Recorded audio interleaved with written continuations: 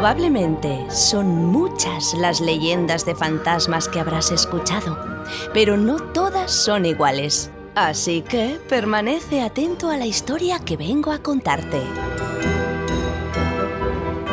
Bienvenidos a Gostelvania, tierra de fantasmas. Un pequeño pueblo del norte de Europa donde se cuenta la leyenda de un pequeño fantasma llamado Spooky que vive en el campanario de la vieja iglesia y que una vez salvó la festividad más terrorífica del año, la noche de Halloween.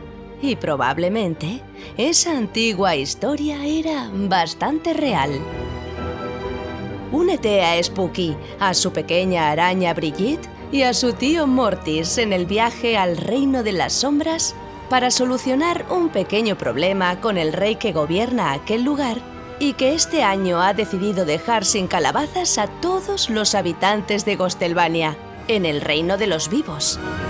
Conoce cómo un pequeño fantasma regresa al lugar de donde un día fue desterrado y es capaz de salvar una noche tan especial como la del 31 de octubre, para que todos los niños y niñas de Gostelvania puedan celebrar Halloween al grito de «truco o trato».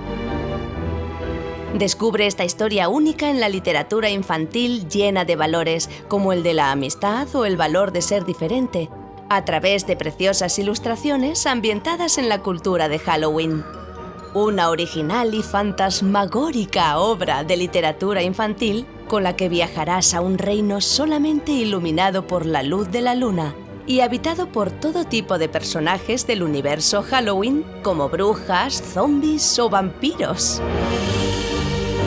Publicada y editada en castellano y valenciano por la editorial Sargantana. Spooky y la noche de Halloween ya está disponible en librerías, centros comerciales y plataformas online como Amazon o la Casa del Libro.